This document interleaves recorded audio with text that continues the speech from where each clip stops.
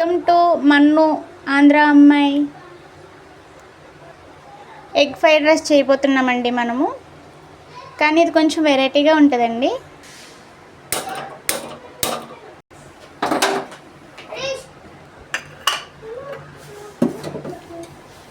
కొద్దిగా కుక్కర్ గిన్నెలో ఆయిల్ పోసుకుని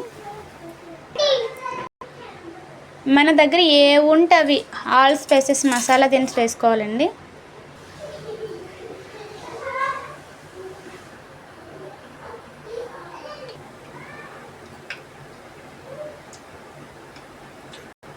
అదే ప్యాన్లో కొంచెం పచ్చిమిర్చి,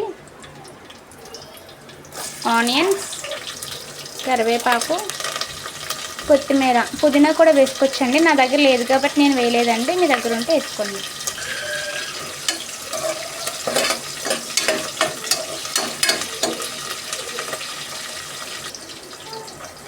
ఇవి కొంచెం వేగిన తర్వాత అల్లం వెల్లిపాయ పేస్టు,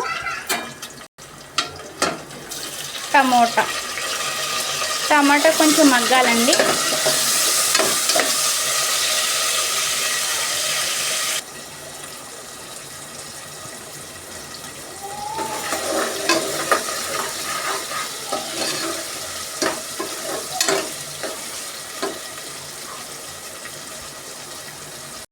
అది కొంచెం వేగిన తర్వాత 4 ఎగ్స్ అనేవి మనం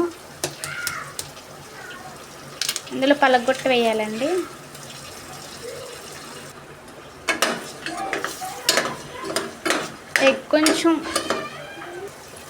ఎగ్ పుల్ట్ ఎలా ఉంటుంది కదండి, అలానే ఇది కొంచెం ఉడకాలండి.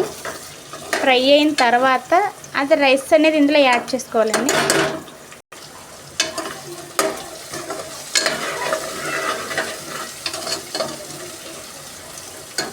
కొంతమంది ఏంటంటే వండిన రైస్ని ఎగ్ పుల్ట్ అలా చేసి ఫ్రైడ్ రైస్ చేస్తారండి. ఇది అలా కాదండి. ఇందులోనే మనం రైస్ వేసి కొంచెం వేయించాలండి.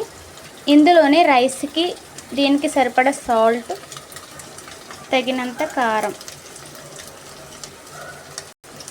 కొద్దిగా పసుపు ఇవన్నీ వేసిన తర్వాత ఒక్కసారి కలుపుకోవాలండి.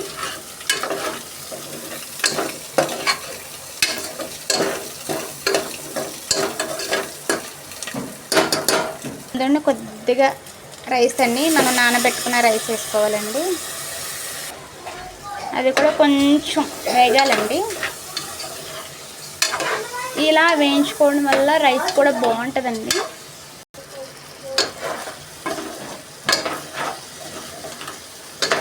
ఈ రైస్ అంతా వేగిన తర్వాత 1 గ్లాస్కి 2 గ్లాసులు నీళ్ళు తీసుకోవాలండి.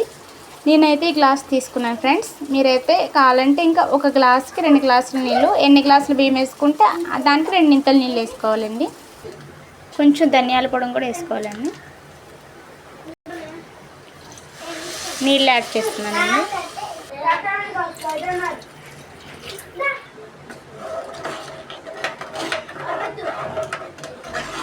ఈ 2 విజిల్స్ రావాలండి. మూత పెట్టుకుని విజిల్ పెట్టేసుకోవాలండి.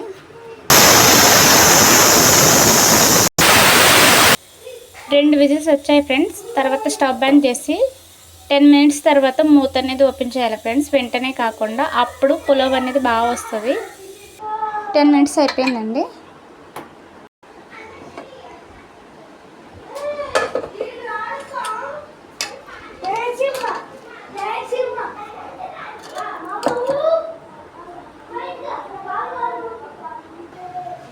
వేడివేడిగా ఎగ్ ఫ్రైడ్ రైస్